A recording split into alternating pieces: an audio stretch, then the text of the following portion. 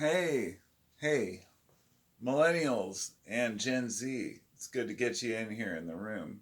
Hope you're doing well. We need to talk. Why are you taking everything so seriously?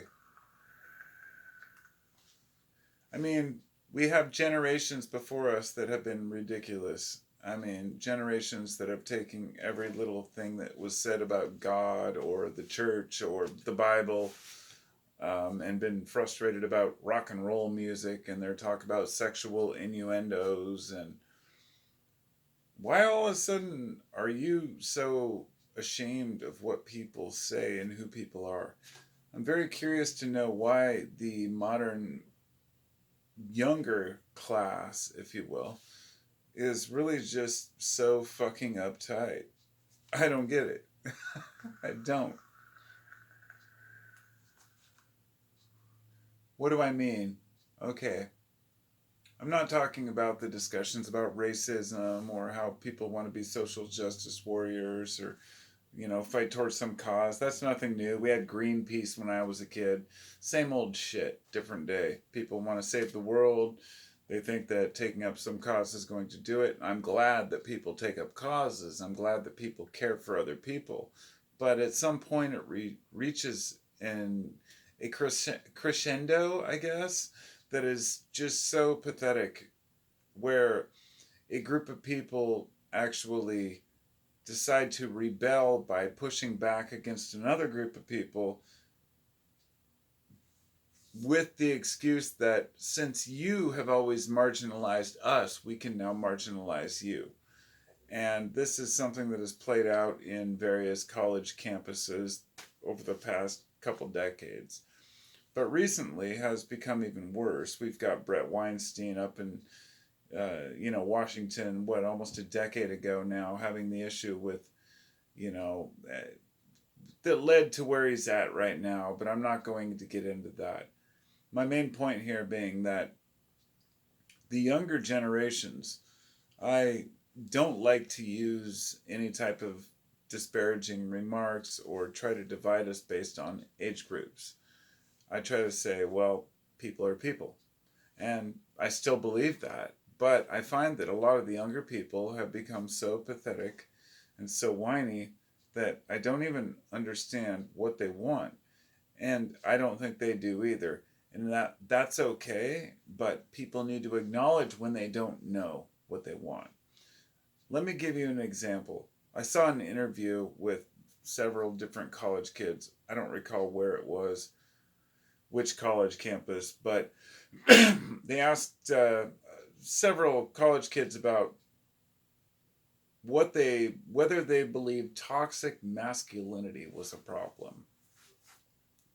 And out of all the ones that answered yes, absolutely, absolutely, they were asked to define what toxic masculinity was. And naturally, we know the answer. None of them could. I mean, I guess many of you might think you could, but really think about it. What is toxic masculinity in 10 words or less without looking it up? If you want to pause the video and think about it, if you disagree with me, I would urge you to pause the video and define toxic masculinity, then leave the comment, and then finish the video and see if you still agree with that. Toxic masculinity, to me, would only mean, I guess the best definition would be the one we have in our own heads. A, a man who, I mean, you can't even say a guy who lifts weights or that's buff, because there's plenty of, say, calm gay men who lift weights and who aren't aggressive or aren't toxic. But some people may still think that just being buff is toxic. Then there are people who might think that it's an attitude thing, that being arrogant or condescending is toxic. Therefore, it might have to do with a businessman, but that businessman could be a completely weak, weaselly looking guy. So it would have to be one or the other. It can't be based on looks, obviously. Toxic masculinity must be based on attitude. Therefore, we ask ourselves, what is the attitude that leads a person to assume that someone's masculine or overly toxic masculinity? Now, let me take the extreme. Somebody who beats up on their lover or their wife, right? Or husband, whatever it might be. A toxic masculinity that has to do with abuse really just means an abuser, because women abuse as well. So if toxic femininity means could mean the same thing, for example, and I'm making an important point here, I think. If toxic masculinity cannot be fighting, if so, then toxic femininity could be fighting. That would mean it cancels itself out, meaning that if feminine and masculine actually mean anything in their own rights, then they can't both be toxic through the same action. Do you know what I mean? Okay, so a toxic masculinity must be something that's only shown by men, not by women. Otherwise, you could just call it toxic human nature. Okay? So, a toxic masculinity could be an over defense of your loved one, for example. In the case of, God, can't even believe that would come up again. Will Smith, the thing that happened the other day with Chris Rock. That issue of this toxic masculinity, but not for yourself, but for someone else. That's pretty much the epitome of it right there. Harming someone in order to protect your ego. That right there could be defined as toxic masculinity, but that doesn't work either. Because women consistently fight and argue. Cat fights, a well-known phenomenon.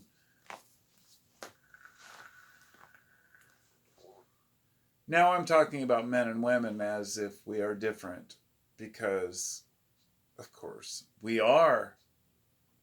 We're different. I know that there is a small, extremely small segment out there in the Twitter land or Twitter sphere, whatever, the internet world, that thinks that gender doesn't matter, that thinks that they deserve to be called whatever pronoun they want, the same people that often complain that, you know, we can't even talk about certain topics. It makes it really hard to even discuss these topics, these issues, because ultimately masculinity and femininity are real things. But there are people out there who want to tell you that men and women can't be defined. I think that's complete bullshit. I don't believe that that's a majority of people who are in that community, but some who want to say that you can't define a woman, I'm just going to say you're full of shit. I really believe that. You can define a woman. It's funny because the definition of woman is actually a female human. And a female human, the definition of female is an ova-bearing, an egg-bearing, species. So an egg-bearing organic, an egg-bearing organism of a specific species, right? So yes, men and women do exist. There is a certain actual physical and mental and societal differences in the way that humans deal with shit within different communities, as well as within those communities, men and women themselves and the way that we interact with one another. If my wife was exactly like me, then it would be weird, because I love her feminine qualities. She is a phenomenal person. And I know that she would appreciate that if somebody tried to attack our family, that I would stand up and take those masculine attributes and actually stand up for my family. And I think the funny thing is that a lot of people, this is kind of how I feel, and I might be wrong on this, but a lot of the younger generations, they tend to think that everything's just okay. They're the same ones who say we don't need firearms, we don't need to defend ourselves, we don't need violence, we can just do everything peacefully. But then are the same ones that march in the street when they believe that, during the riots in 2020, and scream about how peaceful we need to be. Now look, I was there, I get it. I'm not going on about the Black Lives Matter or any of that, but I know and understand that people have frustrations. But um, there was a coherency to protests and to the reason why people were protesting, at one time and in many instances. And that's another thing about the younger generation. They just don't get that. They want to just hold up signs that say, you know, destroy the police, or oh, police, a cab, right? I live near Portland. Okay, I went down 2020 and I filmed all the riots, and they were protests when I originally got there, and I was up there against the fence. I watched the bullshit the cops pulled. I was there. I got tear gassed twice. We got corralled. We got cornered. People ran like hell. Photographers were dropping cameras and lenses. I found this, like, a nice camera light. People were just getting totally screwed and locked into corners, and the cops were being complete assholes. In fact, during that summer of 2020, the cops tackled my son, my oldest son. It was 25 at the time. Tackled him to the ground, took him to jail, and claimed that he threw bottles at cops. They dropped the charges, but let me make a side note here because this is important. Andy No, his name's Andy No, I believe it's pronounced No.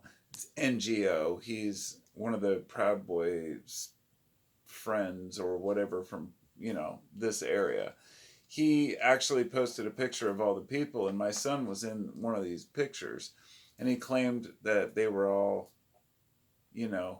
members of, some sort of left-wing bullshit ideology. He wasn't. He was there with me, and he got mistaken.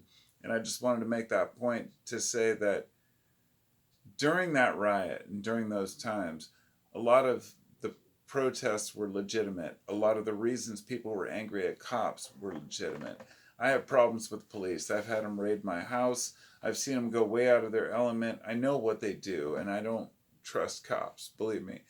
But some of the people really took it too far. And a lot of the young people really have lost respect for authority beyond just saying, well, I'm not going to obey your laws if you disrespect me. They want to hurt people and start fires and burn down buildings. And that's bullshit. I don't agree with that. But I just wanted to make that clear. And, you know what I'm realizing now, that after filming this, it looks like my camera is sitting sideways. That's unfortunate. That's okay. I'm about done with this video anyway, and I'll have to start another one.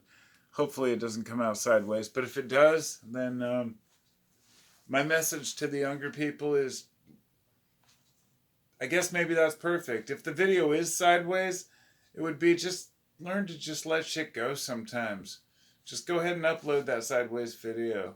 You ain't got to post something perfect on Instagram, or always think that you're, doing the right thing, or doing the, this idea of toxic masculinity, dude. I definitely ain't that guy, but I think it's ridiculous, and that's my ramble. I'm out. I'll talk to y'all next time. Peace.